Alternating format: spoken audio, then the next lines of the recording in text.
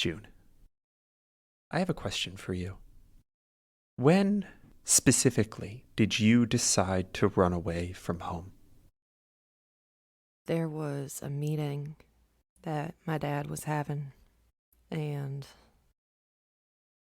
it had nothing to do with Mama. It had nothing to do with looking for her. I hadn't heard any of them mention looking for her. It's like everybody just gave up. And I thought that he was going to be the last one to give up. And when I went into that meeting, I didn't care what they were talking about. It wasn't about Mama. And that's when I realized that maybe he was done. And I think we see you leave this meeting and wander through the streets of Raleigh a little bit. There's an aimlessness to how you move through this quiet space, and I think that it's late into the evening. And I'm curious, when you make the decision, is that one of intention? I need to get out of here. No one is going to see me leave, or is it more aimless than that? I think at first I thought I was going to go find her myself. I was just going to go by myself. Then it started getting dark. I was tired. And I was so tired. I would like you to roll me a stealth check. If you are not trying to be quiet or sneaky, you can, at your discretion, do so at disadvantage. Yeah, I'm not trying to be sneaky. So disadvantage 13. Isaac, could you please roll me a perception check? It's a natural one. June, this is a time before the arrival of Guard and his rhythmic opening and closing of the main gates of Raleigh. On this evening, you slip out the door that is still cracked before the team comes out to fully close it and secure the town for the night. And no one sees you. And before you know it, you are at the edge of the Western Wealds. The sun has set, and the moon, just creeping over the horizon, is skittering silver light across the mossy earth. And we see you walking. And then you pick up pace a little bit. And without ever having intended to, your walk becomes a run. Your movement is impulsive and intuitive. It is trained into your muscles. You're not running to anything or from anything. You are just running. And the wind rushes through the leaves and tussles your hair as you sprint headlong into this aimless escape. It stings cold against tears on your cheek, and in a bizarre sort of way, it's good to feel something. You hear the sound of water tumbling over smooth stones and around narrow bends in the creek that runs from Raleigh down into the Western Wealds. The sound reminds you of the grief lapping at the edges of your awareness, and you move toward it with a numb inevitability. You want to be alone now in this moment. You want the forest, the only home you've ever known, to close its walls of pine and moss around you and shut out the whole world. And it will. For nearly a year, it will cradle you and teach you and keep out that damnable, unpredictable world just beyond its bows. But you don't know that yet. And you don't know yet that you will forget this moment. As you reach the water's edge, you drop to your knees and watch the moonlight play off its surface. You listen to its ceaseless murmurs, soft grumbles of unfairness as it races downhill. It does not want to be driven downhill. It does not want to be at all. You do not know that for nearly 5 years you will forget this moment. Not by some trickery of bond or arcane magic, but simply the mundane blessing of grief's censor. Now, 5 years later, you hear those soft grumbles again. The sweet grass, the cool wind, the murmuring creek all come back in a rush. And for a moment you are lost to this memory, before you realize that the lap of the creek is in fact the blood in your ears. And you return to the present. A quiet moment in a mercifully cool cave, accompanied only by the vague outline of your mother. In this place, it is too dark to see how the desert has broken her another small mercy.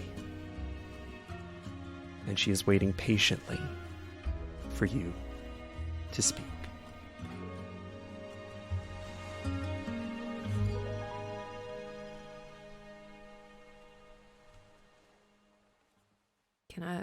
Can I get you anything? Do you need... She starts pulling out like bits of cloth to... I can't even tell where the blood is coming from. What blood, Juniper?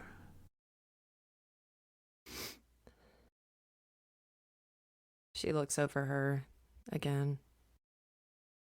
And as you focus, you realize that your memories have gotten a little confused with the present. The blood in your head, the rush of the creek has distracted you from the true nature of your mother's injuries, which are dry, craggy, desiccated. The edges of her missing arm and missing leg are cracked like baked earth. Do you want me to take a look at your arm? What do you need from me right now? What? Juniper, darling, I don't even know how to begin to answer that question. Never in a million years would I have expected to find you here. I didn't think I was going to see you again. Until I dreamed about you. You dreamed about me? I did. You told me to come find you. Told me to come save you. She glances down at the ground. You see that she's sort of fiddling some sapphire beads in her right hand. Her only hand.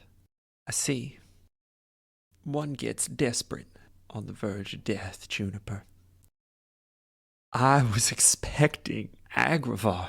I was expecting reinforcements. I was expecting... You got me. Are you okay? I mean, you look well, but... What? I can't imagine that you are in any way okay being in this place. Am I okay? You know, before I had a dream about you, you know where we were? We were in Agravar. You and Isaac and your friends? Yeah.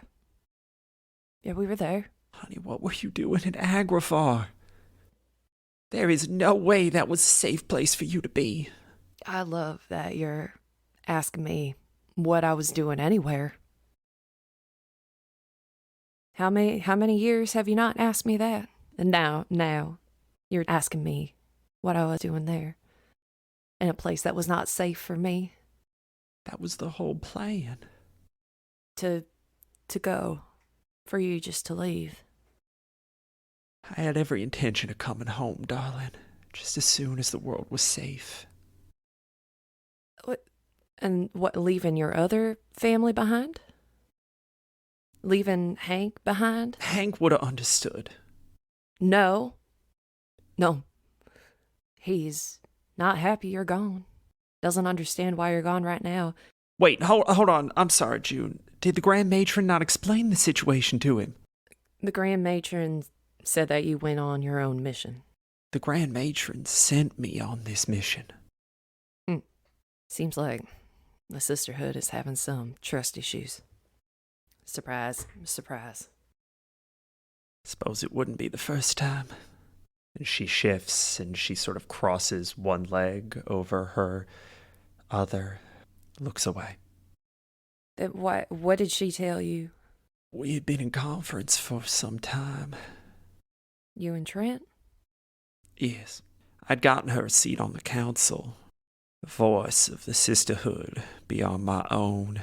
We had agreed that we were going to try to make peace, and in lieu of that, seek independence. And then the desert started creeping in, and I started doing some research into what might be causing that. I found information on Sligo and his relationship to Pandar, the cleanser, and the green. And she suggested that there might be something I could do, that I could tug on the bonds. Juniper, I don't know how much of this you know. There's a god out there that's turning everything to sand. The cleanser, the great lizard, he has been responsible for this in this part of the world, this cycle of regrowth for eons, and then something changed. But Juniper, none of this explains what you were doing in Agravaur, what Isaac is doing sitting at the mouth of this cave. How about before we explain exactly how we got here, myself and my family, let's talk a bit about what you went through getting here. And we flash back. Dale, Isaac, we have been through this for going on 6 hours now. We need to come to a conclusion. And Isaac, you are sitting in Dale's office with Dale and Katerin at some 4 a.m, discussing the slowed regrowth of Elderwood and the incessantly gluttonous demands of the Empressar. I mean, it's a forest, Katerin. Eventually, we'll find some trees. We'll chop them down. We'll attempt to grow them like the rest of them and continue the process. Are we just gonna tell the Empressar no? That's been your position this entire conversation, Isaac, and I understand where you are coming from. I understand the vain hope that the forest will give indefinitely, but look at the evidence, man. I mean, I'm not blind. There's definitely trees are different than before, but what are our options? Let's go with we stop chopping down trees. Dale, you want to tell us what happens after that? Dale has not said a word probably in the last half hour. He looks up, deep set bags under his eyes, and he fixes you with a grave expression and just shakes his head no. And Katerin shifts a little bit in a defiant stance. We had a saying back home, Isaac. A way of thinking about problems. When the creek hits a dam, the clever stream finds a way around.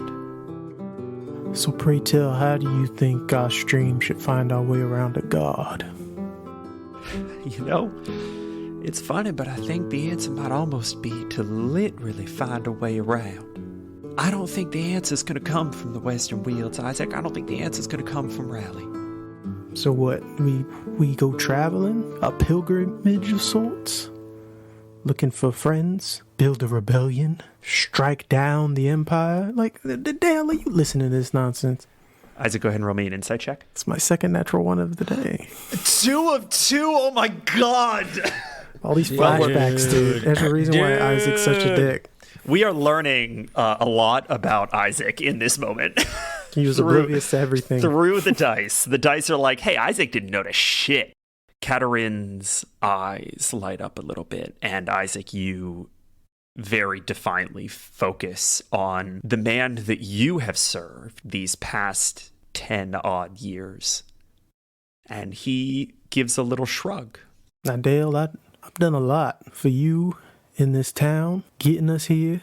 I'll be right behind you, but I need some sort of direction. There's no two ways about it, Isaac. We can't go anywhere. There's no world out there for us. The Empressar's got long enough arms. This High Scepter character won't back down. You ask what we could do about a god, and I gotta ask what difference there is between a god and a devil when the deal is made. We just gotta keep carrying on. And Katarin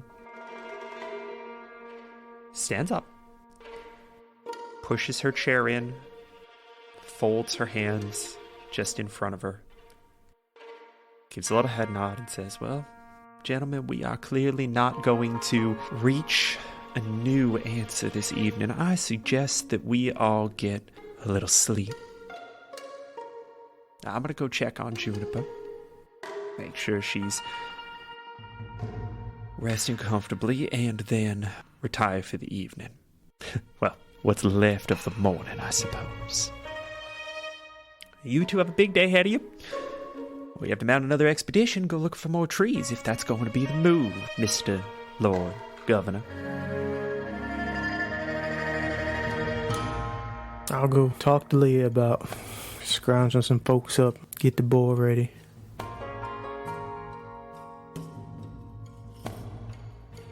Good night to both of you. And she strides out of the room, the hem of her dress flowing effortlessly, never moving an inch more or less above the ground. And we see her steal away into the early morning hours, and she slips back into her home, sits down at her writing desk, and with a practiced flourish, scrawls out a note, folds it, and slips it into her husband's trunk. She packs a small bag, a handful of provisions. She knows the way, and she knows how to survive off the land from these past 10 years, and the generosity of those she meets on the road from her lifetimes prior.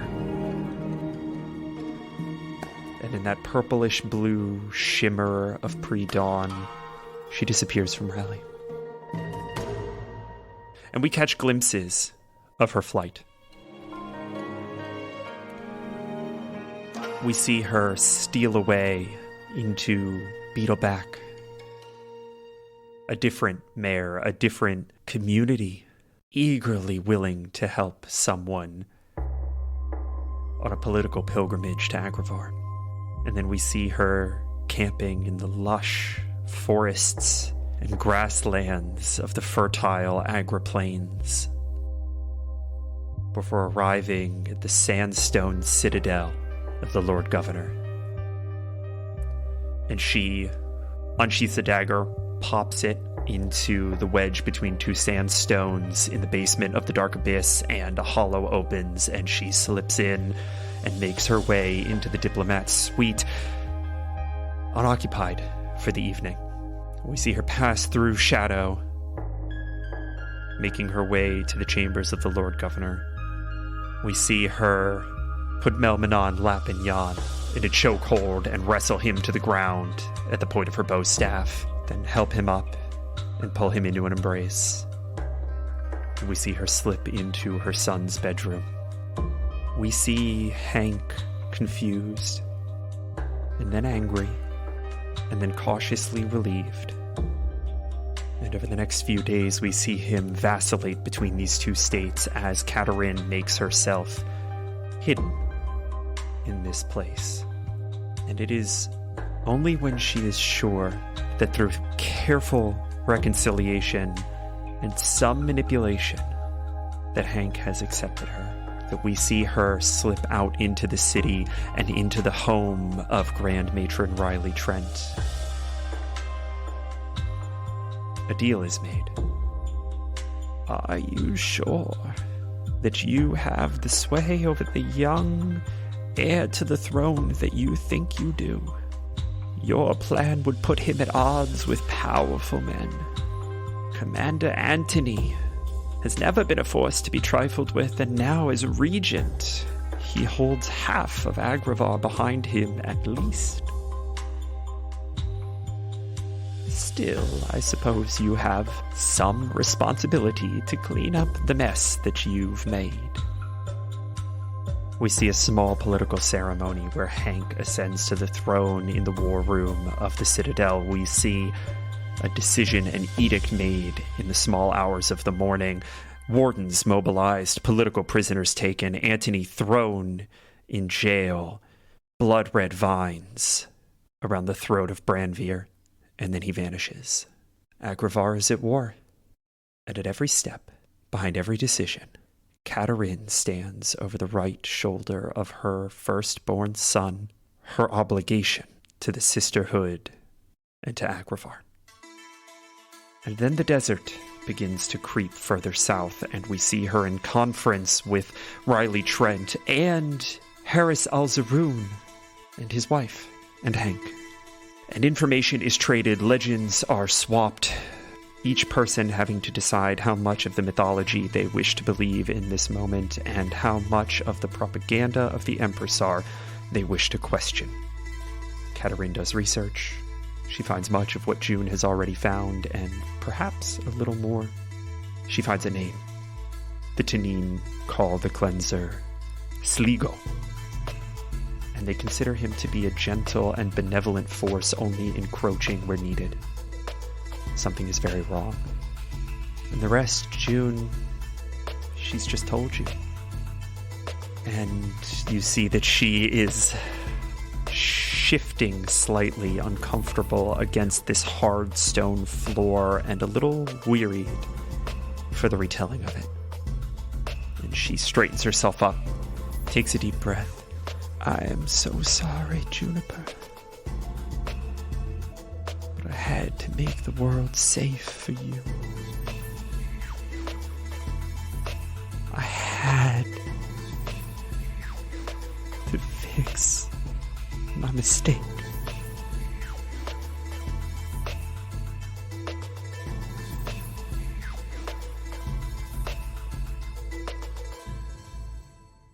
June is gonna shift her weight, roll her shoulders back, kind of shake out her head a little bit. You achieved your goal?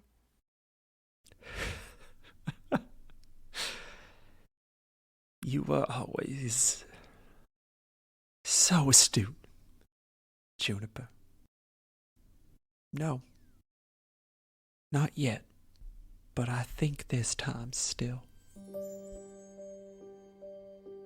How is June feeling in this moment? Numb. I'd like you to please roll me an insight check. It's a 19. And what is your deception modifier? It's 0. June, you perhaps don't say anything to your mother in this moment that betrays how you're feeling. And she is not probing you to do so. However, you, for once, take a moment to genuinely scrutinize how you are sitting in these emotions and in this newfound knowledge. And so I'm going to ask you again, a little bit more specifically, what's underneath that numbness?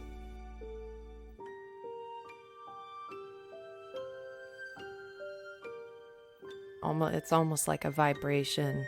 It's like a blanket of fury that's been laid over immense relief and sadness and hurt. And part of her mind wants to understand where her mother is coming from, but the overwhelming feeling that she did this for her,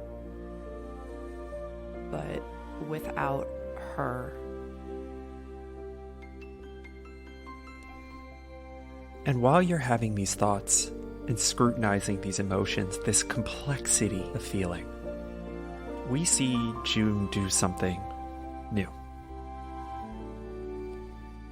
And June, you almost step outside yourself and turn to face the wireframe of bond that comprises your space in existence.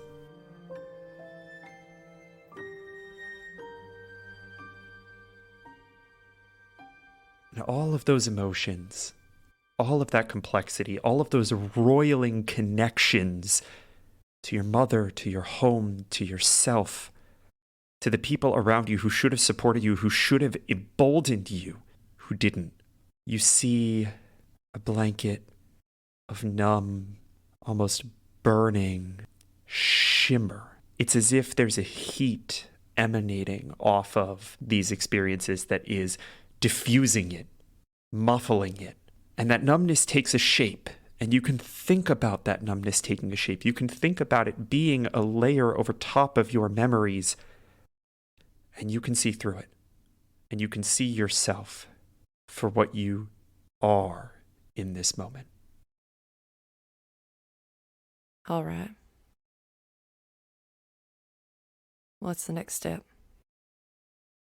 Harissa, Isaac, and Guard, you are standing with Rami Waldeck at the mouth of this cave, silhouetted by the midday sun, backlit like platonic shadows.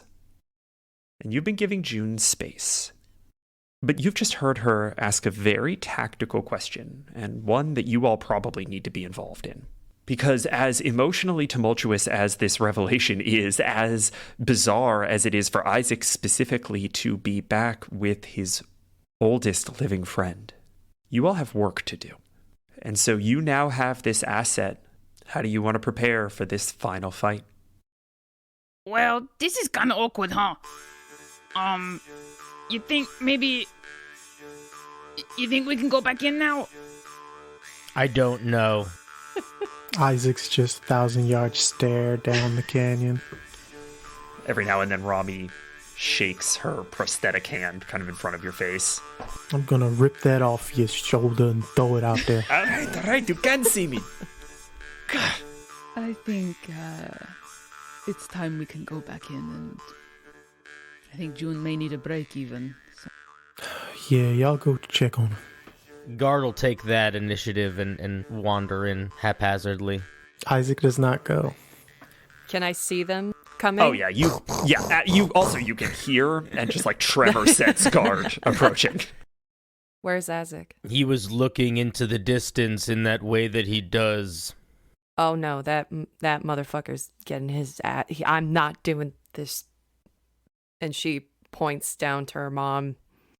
I'm not doing this, but and she'll hustle out of the cave towards Isaac and try to like bop him in the back with her bow staff. The fuck are you doing out here?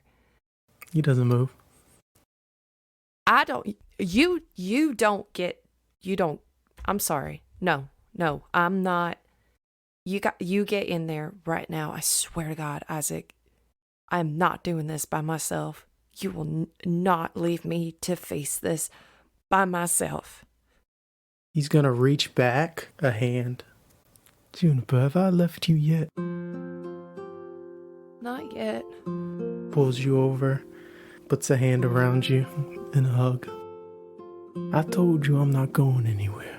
Just sometimes us old folks need a little time to get ourselves together.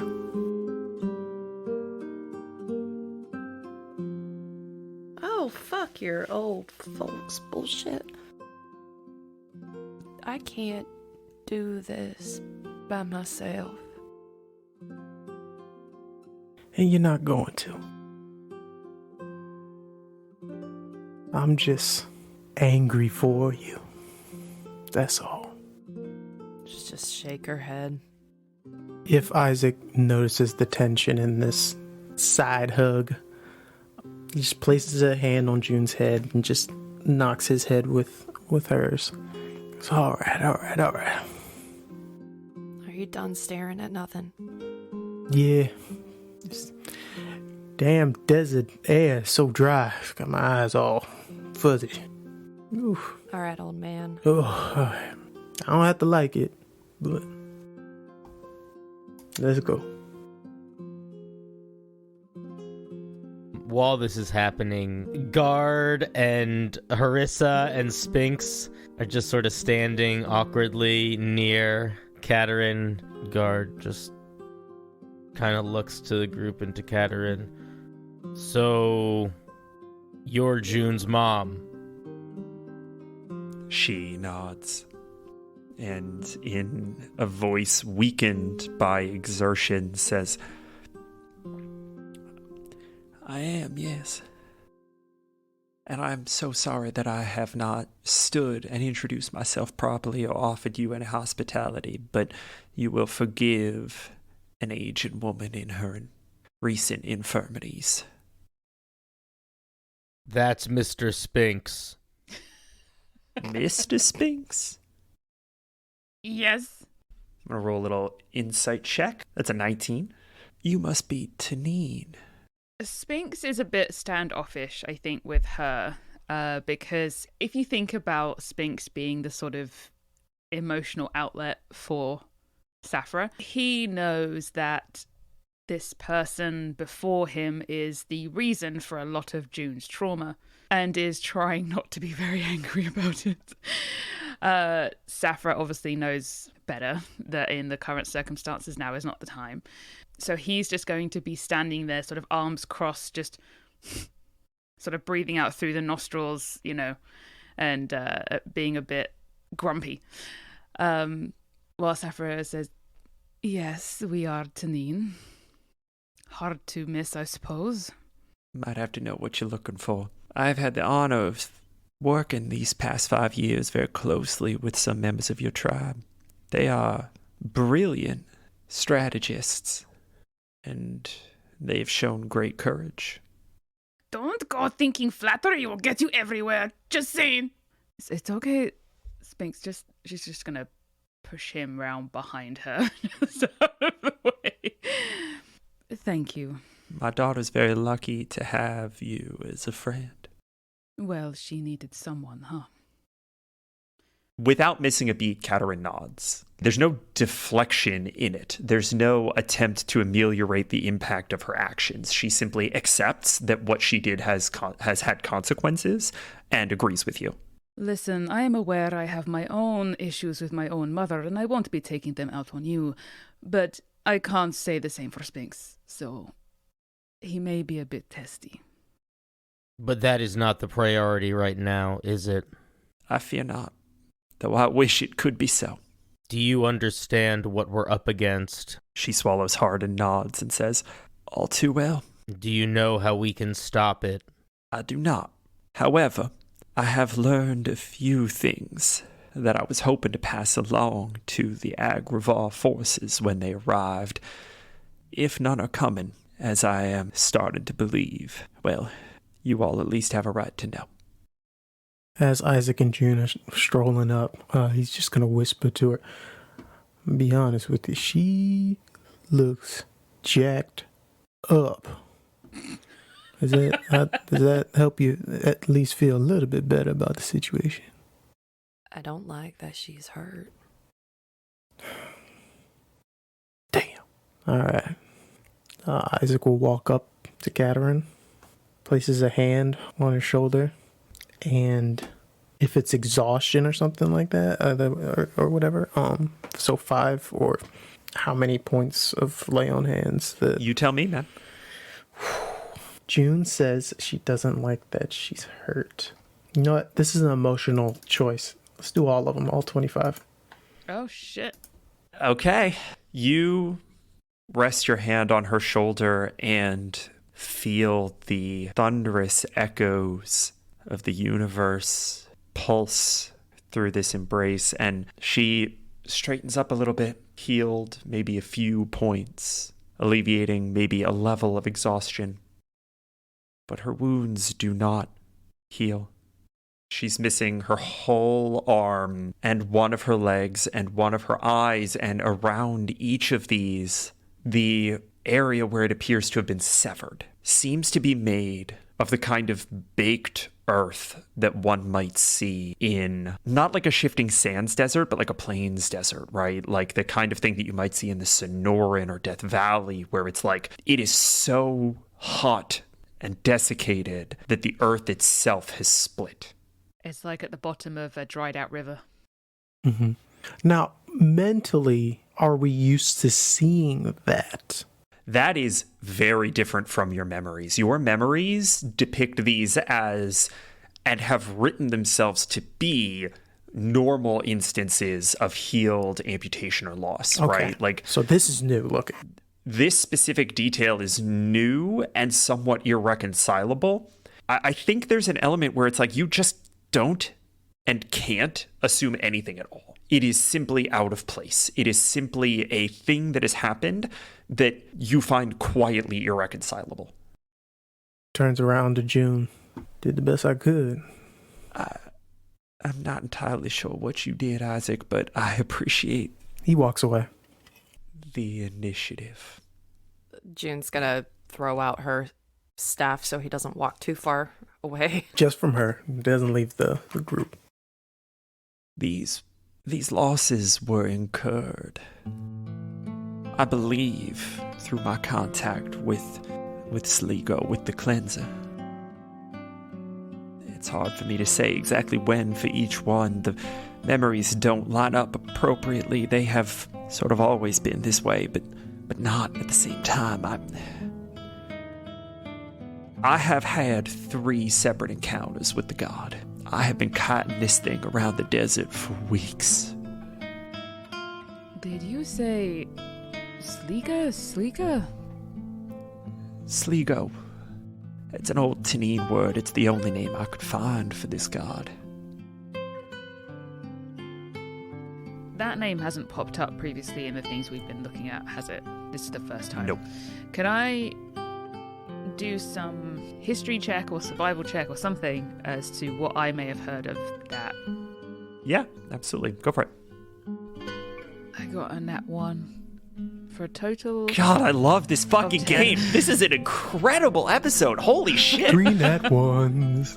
I mean, it works out pretty Yeah. well if everyone forgets about things when that god is around that Sure. I do not know anything about. Sure. Yeah, Harissa, this is not one that really Dang it. enters into your stories, your experiences. And I think that we as the audience might see that as kind of conspicuous, right? Like, why would the Tanine not have foretold or forewarned against this creature? And the answer is not because the Tanine were not aware of it. Obviously, this is a Tanine word. The answer is found in another piece of information that has been echoing throughout your journey so far. And again, none of you are privy to this, but we, the audience, come to understand that that is because the Tanine are not people of a desert by choice.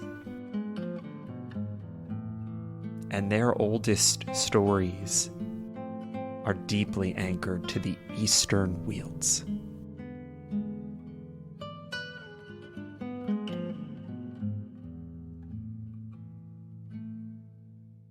I want to just open it up to questions, and we can do this in character or out of character. But what I don't want to do is leave anything off the table. So however you're comfortable asking these questions, we can do them however you want. But I do want you guys to start seeking the information that you feel like you're going to need to confront this elder god. I suppose my first question is that we'd read in the book that June found in the library that this god is allergic to rosemary or doesn't like rosemary. Could we find some, and I don't know how we would use it against him in some way? Like, would it kill him, rosemary? Would it kill the god? The rosemary situation is curious. I read the same thing, and it doesn't seem to grow terribly wild in these parts, at least not anymore.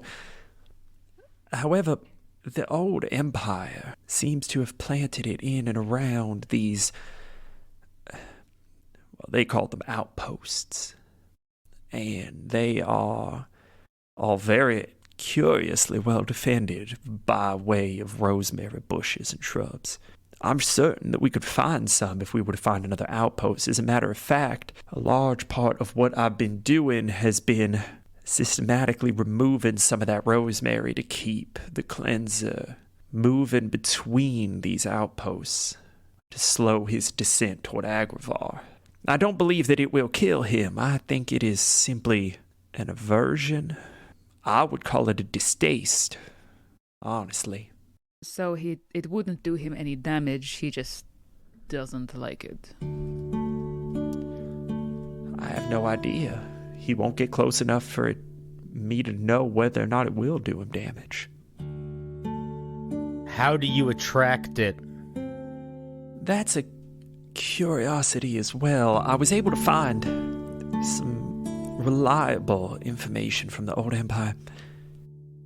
It is undeniably attracted to these outposts. When they are unguarded by this rosemary, it seems that they are irresistible to him. And I am not entirely sure why. But obviously that is not the only thing that he is attracted to. There is something else that drives him onward, and it isn't aimless, but I'm not positive as to what it is. I mean, what if could it be sick? Could it be ill? You said corrupted, but we don't know by what? She smiles a little bit. And June, it is a smile that you know very well. And that we have seen time and time again. It is the smile that she can't help but smile whenever you get something perfectly right on your first try.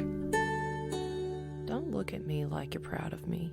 Just, what is it? I'm sorry. There is something that plagues it. That, I think, is for certain. I think I would like to go to one of these outposts. I would like to see if we can find out what it wants in these things so badly. Why it is driven there. And we can gather some rosemary while we're there, which could be helpful.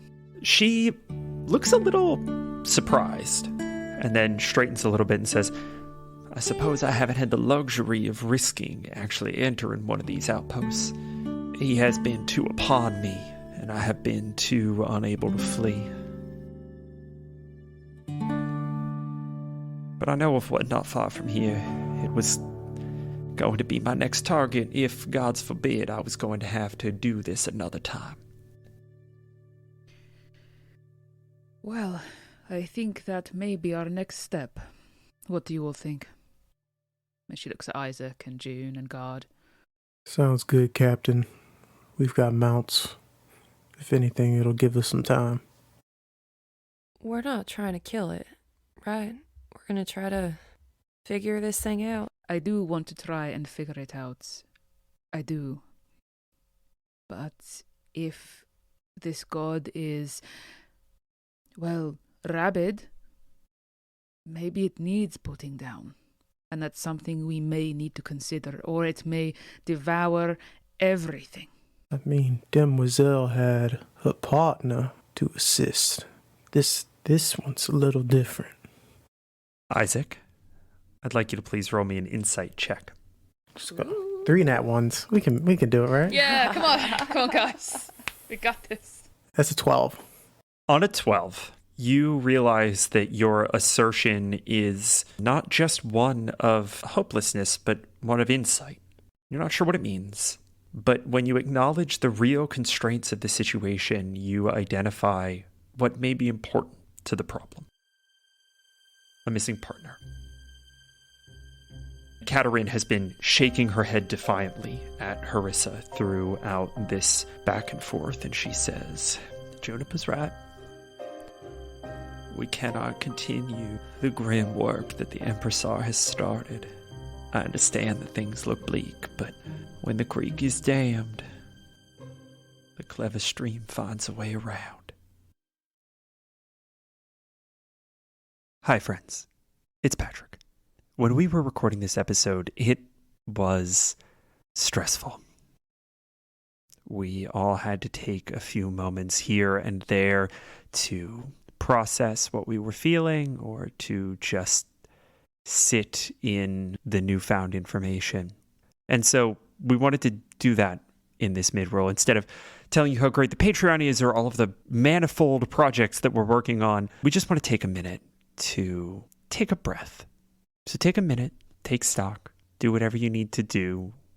And while you do, I'd like to make sure that we thank all of our rally defenders: Darksteel Panda, Darlene Wallace, Elderberry, GamerTube HD, Katie Kirby, Lord Dreamer, and Michael McFarlane. This episode has been a long time in the making, and we literally could not do it without you. So thank you. And if you're listening to this episode, thank you as well. Take another breath, and we'll get back into it.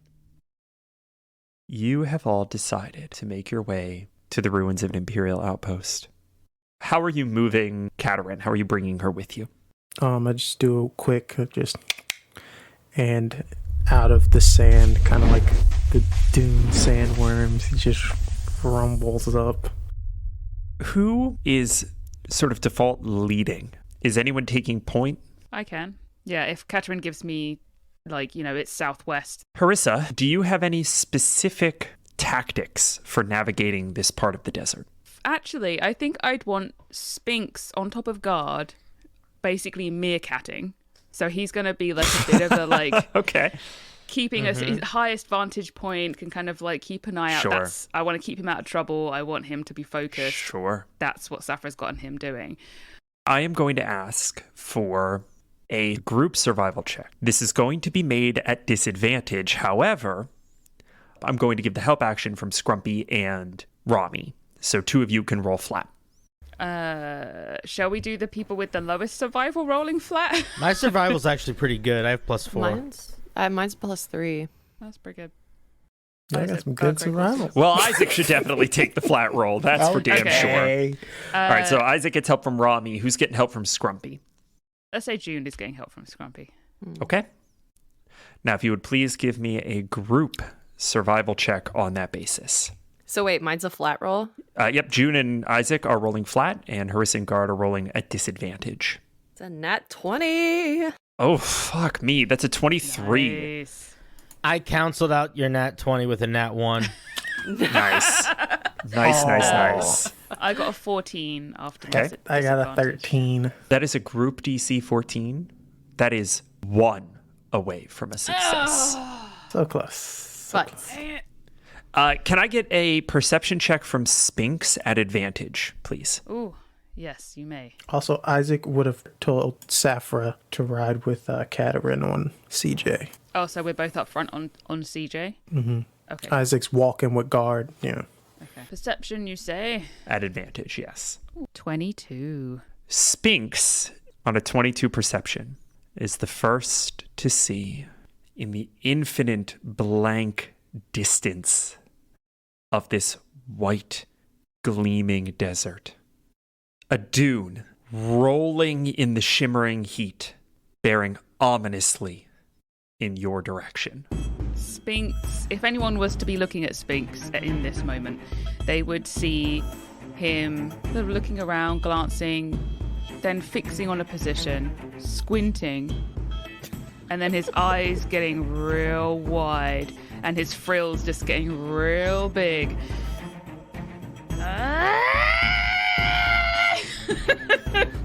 what do you see, Lassie? Lassie, what is it? Who's in the well? Alarm went off. And he's just pointing over towards this hump that is coming towards everybody very quickly. Spinks, use your words. Use your words. It's too hot for all that screaming. We're about to die! We're all going to die! Guard turns and looks. We should go faster. What are we going faster from? That. Safra is going to nod. Guard, carry June. We need to run very quickly. Isaac, get on board. Let's go right now. Can I get a wisdom-based persuasion check from Harissa? An 18. Okay, that beats a DC 15. We have one success on the board as everyone starts to mount up. Guard, what are you doing immediately? Even though Guard is not thinking about the fact that June has the same speed, he's just like, I agree, let's go. And in one move is going to go to reach his hand out to June to extend it to her, to like fling him up on his shoulders, almost like Legolas style, like sort of like cartwheel her up and just start booking it, dashing, charging over the dunes, just trying to run.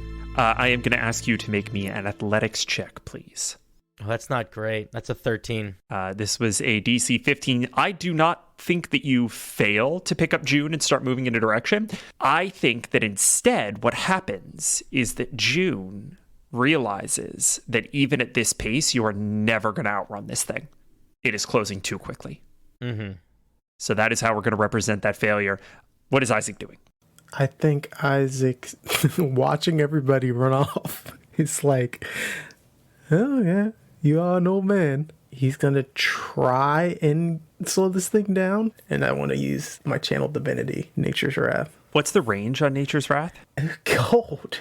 That's a good point.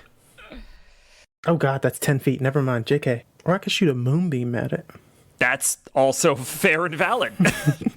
Isaac, like, watches what direction the creature's heading towards them. Obviously straight for them. He's going to take Dale's shield off his back. And he's just going to smack his axe against it and point it at an angle between the sun and the creature and cast Moonbeam.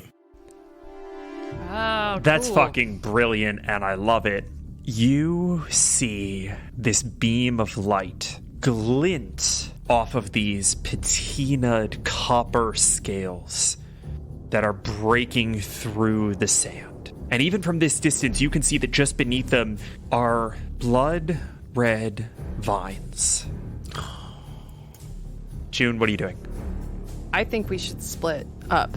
Never split the party. No, I agree. I actually agree with Sam. June, I'm not going to make you roll. As soon as you have that thought, you realize something that has been nagging at you for these fleeting moments, from Sphinx's panic to Guard picking you up and just trying to figure out what is happening. You look out across this vast and dead expanse, and you realize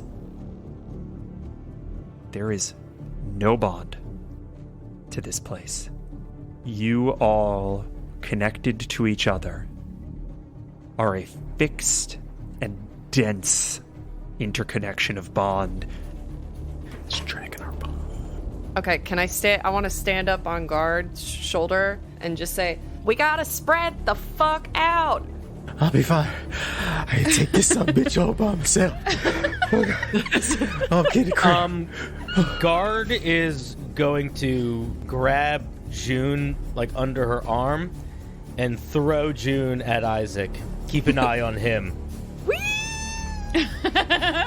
And as we start to split up, assuming that we break in like 4 different directions, Guard is going to put himself in one of the directions that is closer to the creature. Yes, the two who can die and come back. Brilliant. If you exist, though. We got this, Guard. It's good. We got this. And as you all manage to break apart, you immediately see a change in this thing's behavior. It slows a bit. It shifts its position. It zeroes in on Guard. June, as you're observing this, I think rather closely, you see that Guard represents almost a brighter concentration of bond in this moment. That dense tie emanating from the back of his head to some point off in space. And it is beelining for Guard. I think you all manage to kite this thing. Guard manages to stay at just under pace with it, but there's a big enough gap. And by ducking and shifting, coupling up and then splitting off again, you see it turn, Rami and Scrumpy fall back in step with June and Isaac, and then it moves towards them, and then Moonbeam glints off of its blind eyes, and it stuns a little bit. It seems almost perplexed by that fact, and then you split off again, and it refocuses on Guard, and in this bobbing and weaving sort of way, you stay one step ahead until you arrive at the outpost. Katerin ushers all of you quickly into the structure, surrounded by these rosemary shrubs, gnarled and creeping up the walls. And I think we see Guard cross the threshold last, and you all hear, from a distance of maybe 40 or 50 feet away, deep, guttural sand collapsing in on itself as this thing banks hard and crawls away. It was only 40 feet away from us at the very end. Well, 30 more feet and we could have nature's wrath.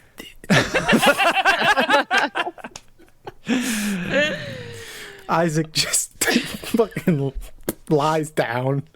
He's doing the heavy breathing. Just yeah. Oh. And you find yourselves in a staircase between two ruinous columns leading deep into a chamber beneath the sand. And Harissa, unfortunately, you don't remember anything like this, for your memories have been stricken in this way. But June does. Your dream was unaltered.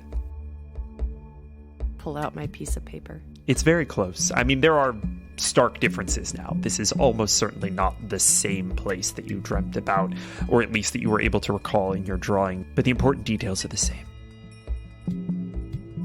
The walls, the filigree, the relief of lizards, the inky blackness at the foot of the stairs. There's the filigree on the walls. Can I, get up kind of close to examine them? Sure. Saphra has the weirdest sense of deja vu. Something tells me that I need to tell June off for touching the walls, and I don't know why that is. June, could you please go ahead and roll me an investigation check, and also please tell me whether or not you are actually reaching out to touch these walls. I don't think she's touching the wall. She's just getting a good look, because she remembers that dream. This is why I never went running with you back in Raleigh. That's too much. Yeah, you're feeling it now. Walk it off, Isaac, walk it off. It's alright, some of us are natural sprinters and not marathon runners. It's all this armor. I would have been coasting if I didn't have all this armor. Y'all just don't understand. That's a 13. Investigation. On a 13, given that you're not touching this thing specifically, I am going to let you ask me one question. Can I read it? No, but you know someone who maybe could. Can anybody read this? I think it's some sort of writing. It's runes, actually. It's not, writing per se, but... Oh, it's ruined. We ran all the way over here for nothing. Well, I mean, it is ruins, yes, but it's also runes. Oh, Isaac, magical filigree that... there's a lot of spots on my eyes. I can't really hear well. Do you need like a sports drink of some I'm kind? just gonna sit down, honestly. Some orange slices? Okay, My hands over my head. Open up my lungs. What type of runes, Scrumpy, do you know? Abjurative. I'd wager this is, Katerin said it's an old Imperial outpost. They would have probably used this space for military observation and quartering soldiers, that sort of thing. Scrumpy gets a little bit closer. I think he actually kind of shuffles around in his belongings, pulls out a shoddy little torch. Mr. Spinks, if you don't mind. What? I could use a light. It's going to be dark down there. Oh. Sorry, I thought it was like a battery-powered torch or something. Okay. Listen, I know we both have vaguely British accents, but...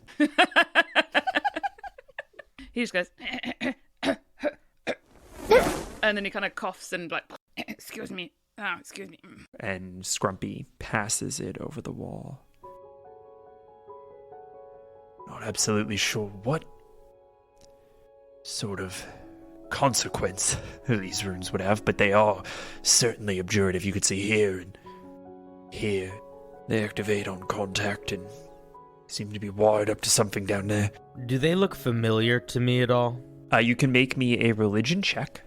I'm so mad that I can't remember this. So mad about it. That's a 2.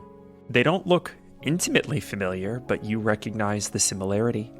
And as a matter of fact, they look a little like the filigree on the Lorax. I think with a 2, Guard is going to... Like, he's almost like lost in thought, and he's gonna sort of mindlessly touch one of them. Damn it, God!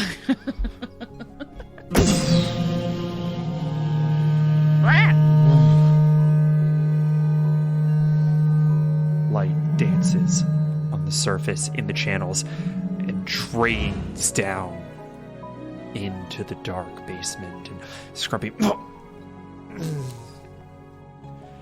Well, that was certainly a decision gone. Guard doesn't even really hear Scrumpy. He's sort of tracing the light as it goes down the wall and watching it reflect on the filigree of his gauntlet. God, are you okay?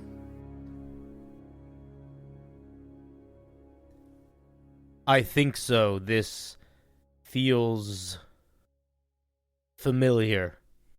I'm sorry for touching the wall. As you apologize, you all feel a little wave of force emanating from the basement kind of hit you in the chest, just a little. And Isaac, you lose concentration on Moonbeam. And Guard, I very specifically need you to make me a Constitution saving throw. The dice, this is a game. This is a game of dice, and the dice are rolling in a direction tonight, lovelies. That is a 3 for a total of 9. Guard, you take a level of exhaustion as you feel the magic of this place vacate with this wave. I think that after that moment, the feeling of exhaustion is alien to Guard and is totally new. It's like having a dream for the first time. So I think that he is going to be following the lead of the others, at least initially here, and almost be not dragging his feet, but walking with a little bit of a slump that is not normal for his very robotic, straightforward glide. Got some sand in your joints there, Guard? I don't have joints. You feeling okay? Do you need help? I'm tired. What the hell? We should move forward. I think we all need to move forward slowly for a little bit to catch our breath and to be aware of what might be in front of us. I do not know what's down there. I like that plan. Poor Isaac. I thought you might. Trying to keep up with all Isaac's the young cardio. ones. So bad. Scrumpy begins to sort of take torches from you all, from your kind of adventuring kits, lighting them off of his and handing them back out so that you all might be able to see. And as you do, the darkness is pushed back into a corner and you see down probably 20, maybe 30 feet of stairs, a small room that can't be more than 50 feet by maybe 30 feet long, and not quite rectangular, because what starts as a square, regular space at the near end domes into almost an altar at the far end. And notably, as you take a few more steps down, you see the earliest relieved silhouettes of ceramic armor.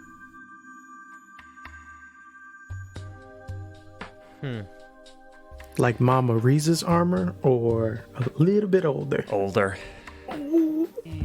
How many are there? Are you going down? Yeah. Okay, go ahead and make me an investigation check. Can't come all this way, not go down into the spooky dungeon. 13? You make it to the foot of the stairs. pass your torch over the first row and see 1, 2, 3, 4 rows by 4 columns. 16. And then you sort of pass your torch over the surrounding space, and on the outside fringes see barding, ceramic armor for riding birds, Oh, that's cool. and bighorn sheep. I think Saphra is going to delicately. She doesn't want to touch these things. I mean, she doesn't know how old they are, or if they're booby trapped or whatever. Doesn't want to break them or something. And she's going to very weave her way through them or around them to get to the altar at the other end and have a look at that. Why don't you make me an acrobatics check? It's going to be relatively low DC. While that's happening, Guard absent-mindedly goes to touch one, and Sphinx just slaps his hand out of the way. No! Bad God! Oh, sorry. A 15. You bob and weave through these things without making any contact, and you're even a little aware of your feet, where they hit the ground, and whether or not you're stepping on any pressure plates or tripping any wires. There doesn't seem to be anything. And you get through to the other side, and the altar is covered in some crates and some rubble, disused by millennia, you would imagine. Sand has poured in from above through cracks in the ceiling. You do notice that toward the ceiling, roots of rosemary shrubs are reclaiming this space. Go ahead and make me a perception check or a nature check, your choice. 18. Oh, that's more than enough. Yay! Yes. The rosemary bushes sort of take you by surprise. It is odd to see nature reclaiming anything in this desolate, desolate place. And then you realize that slowly the roots have begun to crumble, and you watch them for a second, and you see that they are, from the bottom up, beginning to disintegrate, as if aged 100 years in a matter of minutes. Right in front of me, live action, they are just disintegrating before my eyes. You do see that about an inch in from the ceiling, that change is not taking place. There's a gap between where this age is happening and the ceiling of this place, almost as if you were in some sort of plant aging field. I'm going to point out to the others. I think I will just share that because we know something was sucked out when Guard touched the runes. Something happened. DM, are there the ruins on the walls in this room as well? The runes? The runes? The ruins? Oh no, these two? Yes, the runes continue all the way around the walls and then onto the floor of the altar space. Is the bond on the back of Guard's neck still there? Nope. It's not there. What about the rest of our bonds? Still absolutely present. And there is bond that is emitting from you all out into the world. Passes through the ceilings and walls as would be expected. Ambient, pervasive. Whatever had a hold of Guard has had to let go. Nice. Maybe it's because they know where you are. Do we have to touch something? Do we have to touch something to see where this is getting? I trust whatever decision y'all make. Probably not God touching things, but you two seem to be on the up and up. Scrumpy too. Rami, I might have to take your hand from you, unless you know anything about this. I am a little out of my element here, Isaac. Yeah. All this worth an elephant? Just... You're stubborn. I like it. You said there were more runes on the altar or on the floor around the altar? When I say altar, another way to think about this is almost like a dais, right? It's like a raised space. Oh, like a platform? Yeah. Should we put something on it? Can I tap the top of the dais with my bow staff? Go ahead and make me a perception check. Y'all, it seems safe. I got a nat 1. Okay, yeah, it seems fine. Is it large enough for a person to stand on, or is it like a podium? Yeah. Again, it's this dais, this sort of raised space is the entire kind of back arced wall, right? So it's probably a good 20 feet in diameter. A guard's gonna walk over to it and then look at everyone else, waiting to see if any of them do like a "don't do that." Then guard will hop up on the dais. Guard, if you would also like to make a perception check for me, please. Natural 20. Oh, I have to make them with disadvantage though, because I am exhausted. So maybe much lower than that. So just roll another 13. 13. one. This was not a particularly high DC. Guard, on a 13, you hear your footsteps echoing beneath the floor. I'm gonna reach down and I'm gonna knock on the floor. It echoes more loudly with more intention. Do you guys hear that? Oh, are there hinges? Can we break through it or lift it up or? Guard, are you happy just to punch through the... Guard punches it as hard as he can. Okay, go ahead and roll me an attack. I love guard's finesse. 13. Go ahead and roll damage for me, please. 5. If I added a d6 to that, would it make a difference? Ooh. In that case, I want to just sort of retcon that, and because Sphinx is on you, Yeah, so guard goes to punch. Oh, yeah. then like some flames just emanate from your fist as the kind of draconic essence goes. I've been rolling so bad this game. 2, so total of 7. Your fist slams into this ground, and you take a chip out of the stonework, and you see the fire sort of follows the filigree into the walls before it dissipates. This might take too long to break. Seeing the fire, I'm gonna do something very cheeky. I'm assuming there is maybe like a small flask of oil for like, lighting fires or whatever. Saphra is going to put oil on her finger and kind of like put it in one of the glyphs or something and use a torch to light it. Okay, go ahead and make me, we'll say, a survival check. So I don't blow myself up. Ooh, 24. Very good. You see the fire rush over this oil, consuming it into a thick, tarry smoke, filling the filigree, and at a certain point it kind of pushes past the high watermark of Guard's punch, and then seems to take hold and begin to spread of its own volition as it fills this dais, and the heat concentrates, and the air begins to shimmer as the floor collapses beneath Guard. Guard, I need you to make me a dexterity saving throw. I'm sorry. That's okay, I have danger sense. 21. You land on your feet, and you are in a small little antechamber, a round room roughly the size of the dais above you. There are additional crates in this space, probably hundreds of years old, and looking fragile, but oddly well preserved by the cool, dry conditions of this outpost. And immediately in front of you, there is a door. Guard, are you okay? Yes. I didn't do it. There is a room with boxes and a door. June jumps in. Yeah, I think Saphra and Sphinx are going to do the same. Anybody got any Oh, y'all just going, okay. Right before Isaac does anything, I could use a perception check from Isaac. Natural 5. Okay. We're doing great.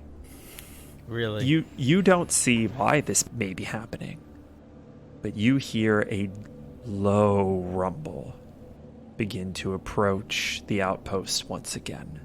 And Katerin turns to you and says, Isaac, I know that we are not on the best of terms in this moment, but I think somebody maybe should watch the entrance. I'd offer to do it alone, but I'm not sure how much help I'd be. Just make sure they ain't in trouble. And he'll head towards the entrance. Katerin follows you. And we're going to start with the trio downstairs. What do you all do? We play Zelda and we smash crates. Yeah. Yeah, smash all the crates. I think I want to see what's inside them either way. Let's crack one open. Right, yeah. You break open the top. Give me a group investigation check, if you'd be so kind. See if I give you anything fancy. Let me roll this -1 check with disadvantage for you. Oh, boy.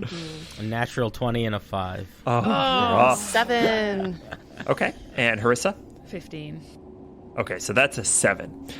You all crack one of these crates open, and it is filled with straw and arrows, dried meat, and loaves of bread that have long since turned to compact, styrofoam textured dust. Ew. And a little bag with some old imperial writing. What's it say? What's it say? What's it say? You glance at this, and it is a word that is surprisingly near at hand. Rosemary. And inside you find a handful of tiny seeds. Hold on to that. Yeah, I have a feeling that's important. Okay. I mean, remember, this was a group 7, so. Now, I want to see what is behind door number 1, please. All right. You open the door, and you see a long hallway, maybe 100 feet to the other end. And what's interesting about this is that there's a room off to the right of this hallway about 70 feet down. And then the hallway continues for another 30 feet and simply ends. What are you thinking, Harissa? Seems innocuous enough. Well, we either walk in or we don't. And Guard's going to start walking in. I guess we are walking in, huh? Absolutely nothing extraordinary happens. You walk into a room. So I'm just going to start walking down the hallway. Okay. Again, there is a door to your right and a far wall some 30 feet beyond that. Do you guys want me to open the door? Are you coming? Well, hold on. Hold on, guard. And I'll paddle over to him and let's do this, like, carefully. I'll use my open, like, however the door opens, but use the bow staff to... Okay. While we stand behind the door. Go ahead and give me, I'll say this is a sleight of hand check. While June and Guard are opening the door, I'm gonna just head past to go see what the fuck is going on at the end of this corridor. Give me an investigation check. It's a 14 for my sleight of hand. You manage to get this door open without touching it, and the door is now open. And with a little bit of torchlight, you see that this room is some sort of bedchamber and office. There are desks along the walls and beds kind of in the middle back of the room. This looks depressing. Harissa, what's the investigation check there? 19. You see at the top of this wall, some probably 8 feet high, a little slit that you piece together looks very much like the slit in the wall that your father used to secret you all into the underground tunnels. He used a dagger, didn't he, to like open the thing? I think with while Guard and June are busy, I'm gonna have Spinks get up on and put the thing, and he with the dagger that you remember when Guard used the Saphra's dagger to like stick into the sand to see like if anything would happen. That same dagger, Spinks is gonna hold me still. Oh, don't drop me, okay? And he's gonna stick it in. I am gonna ask you for an athletics check from Spinks. Oh, nat 20, baby, for 23. Yeah. Whew, okay, we're gonna deal with that in a moment. Okay. Guard and June, are you going into these chambers? Yes. You step inside and look around and see more of these crates. There's some papers sort of scattered on the desks, and the beds left unmade and disheveled or leaking straw. Are you looking for anything in particular? I'll scour the desks. All right, go ahead and give me an investigation check. That was a 6. You see scraps of paper containing bits of writing and little shorthand phrases and ideas that you can't translate. You don't know if it's the bizarre handwriting or the vernacular or dialect that maybe they were using, but it's not the Old Imperial that you learned. And very specifically, you miss a piece of paper that Guard points to. As you decide to check the backside of the desk and Guard suggests that you look under it, you both manage to miss a little torn corner of a journal. And we see the Old Imperial words: sap supply, false wall. But we don't see that, so we're just like, Nope. so after June is like, so Guard is doing a thing where he's standing very patiently and attentively trying to just sort of watch, and eventually he's just going to sort of tap June on the shoulder. Should we smash everything? You know what? That's the best idea I've heard all day. Let's smash up some shit.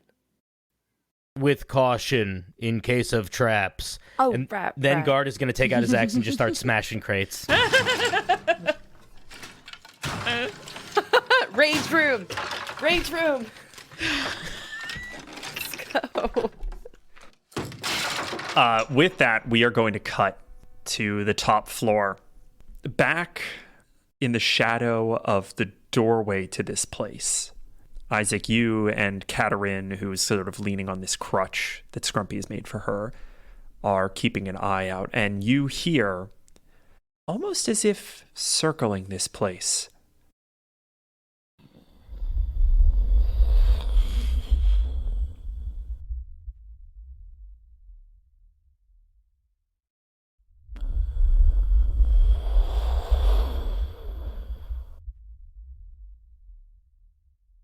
but it doesn't seem to be getting any closer for the moment. God, this is terrifying. Now that June isn't here, he's back to his 1,000-yard stare. And I think Katerin lets you sit in that space for a bit before she eventually ventures a comment. I'm sure that I'm out of line here, Isaac, but I'm glad you're well. Dale's gone. Did you know that? Oh, shit. Damn. You see her eye widen, her jaw drops, her chest collapses. Guess not. Probably because his heart was so broken from his family disappearing one after another. What do you mean, disappearing one after another? You don't get to ask questions right now. Her lips purse and her head turns away like you just open hand smacked her, but she straightens. He's on to, better pastures. I can honestly say I know that. Now I understand what you needed to do. I've had half a decade to think about it, and I had so many terrible things to say to you. Rage I had built up for this moment. And then you gave June that look, and all of it made sense. You had to make a world that was better for that girl. Juniper is one of the brightest people I know, 10 times smarter than you were at that age. Luckily, she gained all of her father's kindness in spades to anyone that she meets. I can see why you drop everything you were doing to fix this world that we screwed up so badly. I don't blame you for that. I can't. What I do blame you for is for leaving that amazing child with nothing but questions and feelings of not being enough, when in truth none of us were truly worthy of being there for her. I don't envy you, Katerin, because you have to live with the fact that for the rest of your days, she will never trust you the same way is before you walked out that door. And that's on you.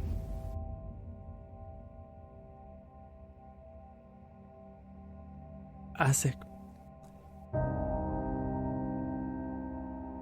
How did he die? How did he die?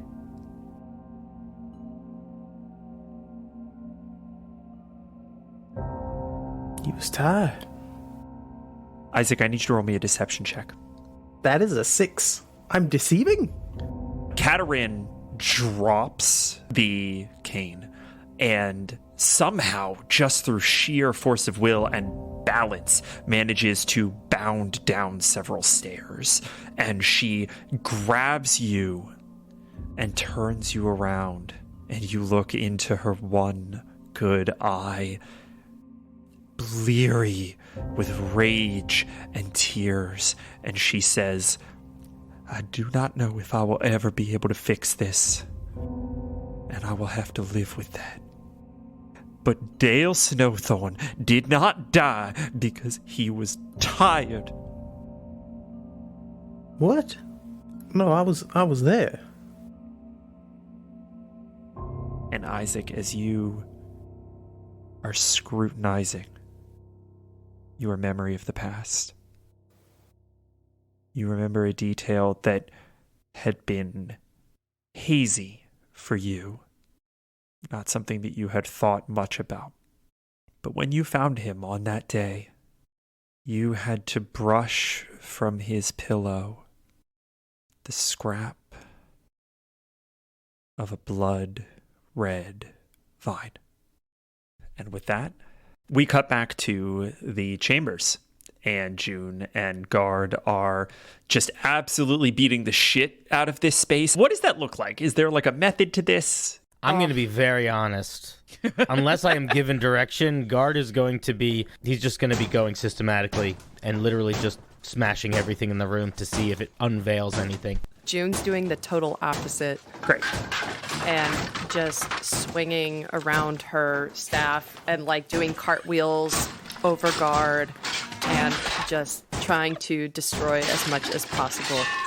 June sort of back rolls over Guard and lands, whipping her bow staff into a particularly vulnerable crate. That moment, we are going to jump back to Spinks, who is struggling to insert this dagger into this wall. What does that look like as Spinks is like wrestling to get this thing in? Listen, you got to imagine this dagger to Spinks is kind of like a full-grown sword. There's Saphra with him sort of like feet on head. Spinks, out!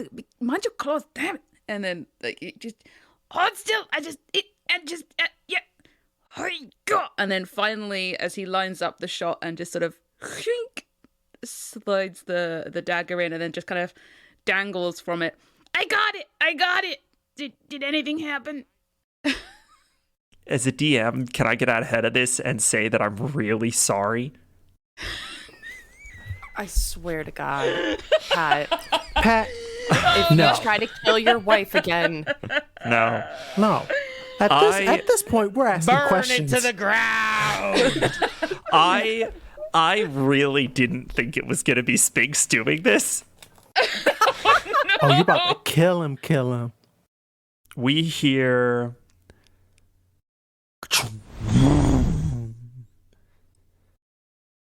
and filigree on the backside of this wall crackles in arcane thunder.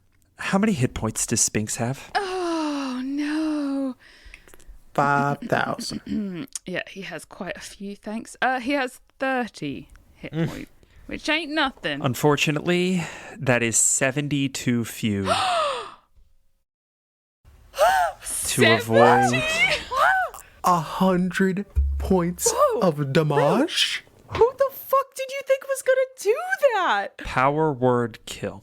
Oh shit. And Spinks is gone. The dagger clatters to the ground, and brick by brick, the wall begins to collapse.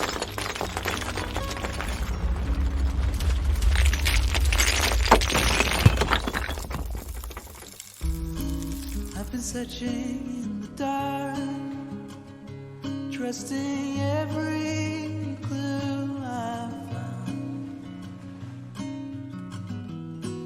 But the truth has not been told, 'cause every corner of these woods is hollow. I can't see in the dark. Where are you? Where are you? Where are you? Where are you? 'Cause the river's told lies.